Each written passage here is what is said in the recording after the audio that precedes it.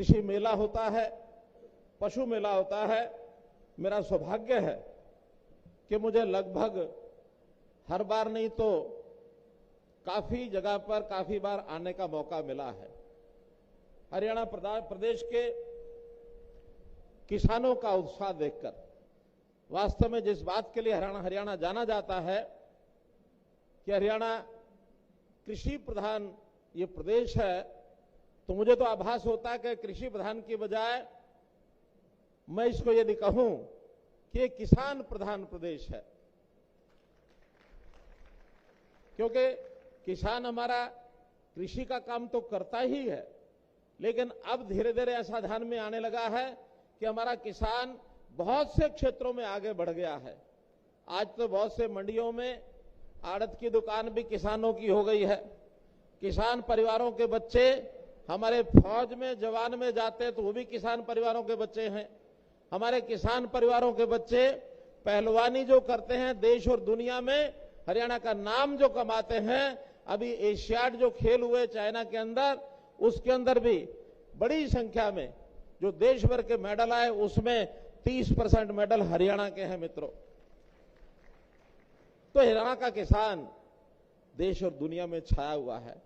बड़े बड़े व्यापारी भी बन गए हैं, बड़े बड़े उद्योगपति भी बन गए हैं। इन किसानों की प्रगति निश्चित रूप से हरियाणा की प्रगति का एक हिस्सा है। हरियाणा आगे बढ़ रहा है तो इन किसानों के बलबूते पर बढ़ रहा है। मित्रों, भाइयों बहनों, हमने अभी जो प्रदर्शनी देखी है, इस प्रदर्शनी में जिस प्रकार के किसानों के हित में काम करने वाले कितने ही प्रकल्प मैंने देखे हैं। किसानों के काम का मशीनीकरण, यानी आज हाथ से काम नहीं करना पड़ता है, हर काम के लिए मशीन उपलब्ध है। 5000 साल पहले अगर किसान ने सबसे पहले हल्का मुट्ठा पकड़ा था तो ये हरियाणा की धरती कुरुक्षेत्र में पकड़ा था। उस समय हल चलाना पहली बार लकड़ी का हल सीखा था। लेकिन आज उस मशीनीकरण के माध्यम से किसान बिजाई भी अपना करता है, किसान कटाई भी करता है, किसान अपने अनाज की कढ़ाई भी करता है। हर प्रकार का मशीनीकरण, आधुनिकता और इसी प्रकार से विज्ञान की नई नई रिसर्च, जिस प्रकार का यहां हमने सारा देखा है, यानी जो फसलें कभी हरियाणा में हमने सुनी नहीं थी, देखी नहीं थी, उनका भी इस रिसर्च करके बीज का उत्पादन यहां किया जा रहा है।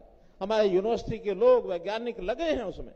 मैं इसका बहुत बड़ा श्रेय हमारा हरियाणा कृषि विश्वविद्यालय, इसको भी देता हूं, उनके वैज्ञानिकों को देता हूं। नई नई किस्म के बीज हैं और उसका जो उसकी मात्रा है पर्याप्त आगे बढ़ रही है। तो मित्रों, हमारा ये जो प्रगतिशील किसान है, कई बार मुझे किसानों से बात करने का अवसर मिलता है तो हरियाणा के किसान सामान्य छोटी जमीन वाले भी यानी नए नए तरीके से अपनी फसलों को उगाते हैं। अभी पिछले दिनों में एक मैंने देखा है किसान, ये हमारा जो फ्रूट है लाल रंग का, क्या उसका नाम है, ड्रैगन फ्रूट। ड्रैगन फ्रूट की खेती, लाखों रुपए जिसके ऊपर शुरू में इन्वेस्ट होता है और कई लाख रुपए उसके बाद में इनकम भी होती है। एक एक किसान 10-10 लाख रुपया प्रति एकड़ कमाने वाला ग्रीन हाउसेज लगा करके, भले ही बहुत कम है, ज्यादा नहीं है, लेकिन हमने तो उनके लिए भी योजना बनाई कि ऐसे प्रगतिशील किसान अपने जैसे 10 किसान और तैयार करें।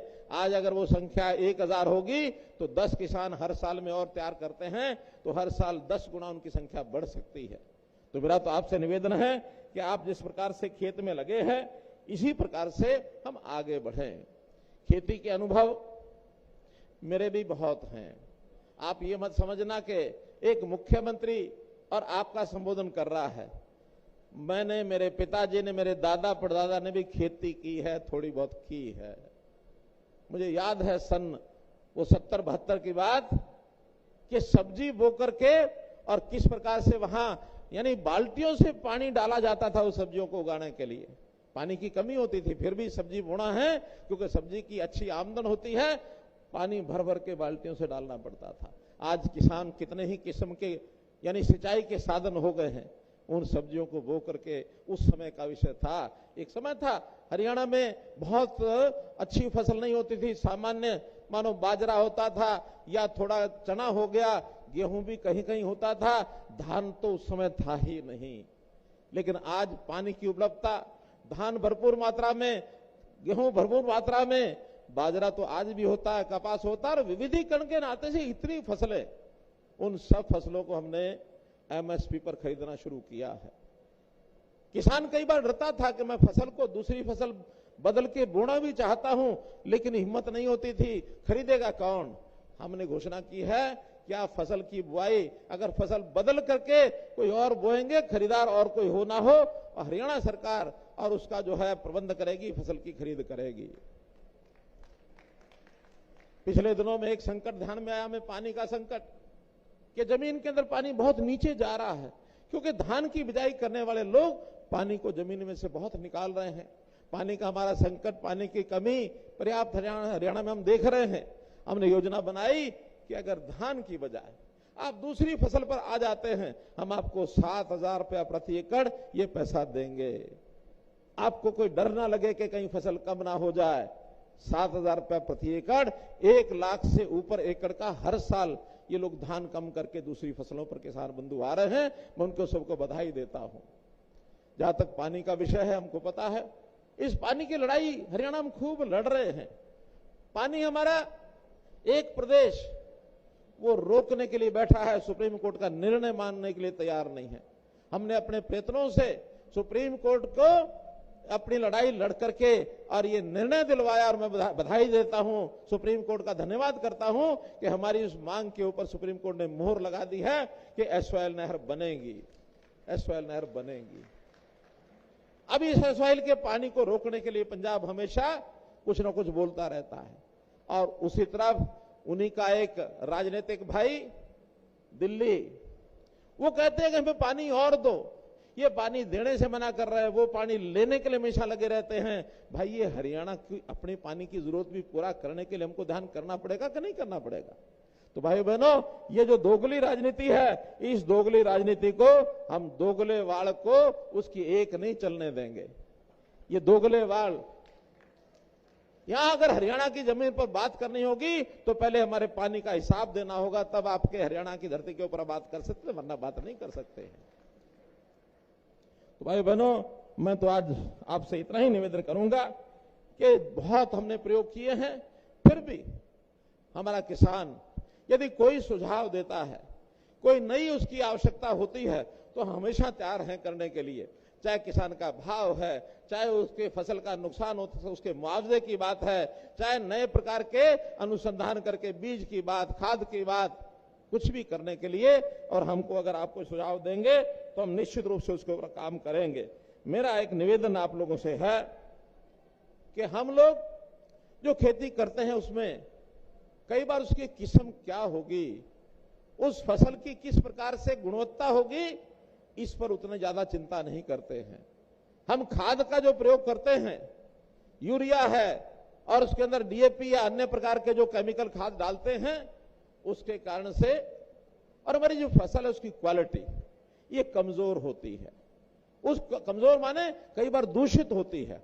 वो ऐसा अनाज मात्रा बढ़ जाती है, हम उसको अपनी आमदन का हिस्सा तो बनाते हैं, लेकिन कभी ये लगता है कि ये दूषित खाद कई बार जहर भी पैदा होता है, क्योंकि केमिकल जितने ज्यादा डालेंगे उतना इस खाद उस यानी अनाज से उपयोग करने वाला उसको बीमारी होने का भी डर रहता है। तो इसमें मेरा निवेदन है कि हम लोगों को अपनी मिट्टी और पानी इसकी जांच जरूर करानी चाहिए कि क्या उस जांच के बाद हमारी फसल में किस प्रकार का क्वालिटी की फसल होगी, और जांच के हिसाब से जैसा वैज्ञानिक बताएंगे या जैसे उसके पैरामीटर जांच के बाद मिलेंगे, उसके हिसाब से हमको वैसा ही फसल, वैसा ही बीज, वैसी किस्म बुआई करनी चाहिए। और जहां तक संभव हो सके हमको धीरे धीरे प्राकृतिक खेती की ओर बढ़ना चाहिए। प्राकृतिक खेती बढ़ेंगे तो उस प्रकार के बहुत खाद अब आ गए हैं जो हमारी फसल को क्वालिटी के नाते से अच्छा करेंगे। मैं तो ये कहूंगा कि अगर हम मिट्टी पानी की जांच कराते हैं, मिट्टी पानी अच्छी तो हमारी फसल अच्छी, हमारी फसल अच्छी तो हमारी सेहत अच्छी, और सेहत है तो सब कुछ है, सेहत नहीं है तो कुछ नहीं है। तो भाई बहनों, इसको बात को ध्यान में रखते हुए हम इसका अगर काम करेंगे, यानी फसल वही हम बोएं जो हमारे लिए हितकर है और रितकर है, इस फसल को अगर हम करेंगे तो निश्चित रूप से हमको लाभ मिलेगा। आज एक बात की जानकारी और दे करके मैं अपनी बात समाप्त करता हूं कि जैसे फसलों की कीमत ये पूरी सबको मिलनी चाहिए, किसी को घाटा नहीं होना चाहिए। अगर बाजार में भाव कम मिल रहा है भावांतर भरपाई से, जो एमएसपी से, तो कई बार तो हम फसल एमएसपी पर खरीदते हैं, लेकिन जिन फसलों का हम उपयोग ज्यादा नहीं कर सकते तो उसके लिए हमने दूसरा रास्ता हरियाणा ने अपनाया है। और हरियाणा एकमात्र प्रदेश है जो लगातार इतने वर्षों से उस पर चल रहा है, और वो योजना है हमारी भावांतर भरपाई योजना। भावांतर भरपाई योजना के अंतर्गत अभी इस समय की जो फसलें हैं, धान तो निश्चित रूप से एमएसपी पर ही खरीदा जाएगा, लेकिन बाजरा कई बार एमएसपी पर हमारी उतनी डिमांड नहीं होती और हमारे से एफसीआई भी खरीदता नहीं है। इस बार मात्र 2.5 लाख मीट्रिक टन ही एफसीआई के नाते, नेफेड के नाते हम खरीद पाएंगे, लेकिन बाजरे की मात्रा है लगभग 6 लाख मीट्रिक टन। तो हमने विचार किया है कि पिछले 25 सितंबर से बाजार में हैफेड जो है वो बाजरे की खरीद कर रहा है। हैफेड ने 2200 रुपए खरीद अपनी शुरू की है। तो जिन लोगों से 2200 रुपए खरीदी है, उन सबको, जो नहीं बेचेंगे उनको भी सबको एवरेज जैसे पिछली बार दिया था, उनको तो 300 रुपया प्रति क्विंटल 2500 पूरा करने के लिए भावांतर रुपये दिया जाएगा।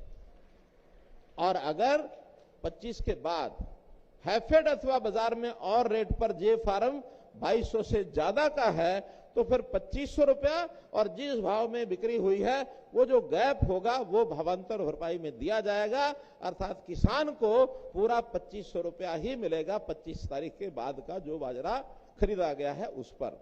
जिसने बेचा नहीं है बिल्कुल उनको, क्योंकि उनके भाव का पता नहीं है, किसी ने अपने घर रखा होगा, किसी ने बाद में बेचना है, किसी ने घर के खाने के लिए रखा है, उन सबको 300 रुपया प्रति क्विंटल, जो भी पैरामीटर पिछले सालों के हैं, जो भी क्वांटिटी पिछले सालों की एवरेज है, उस हिसाब से भावांतर भरपाई योजना पर ये मिलेगा। इस बात की भी जानकारी आपको मैंने देनी थी, वो मैंने आपको दी है।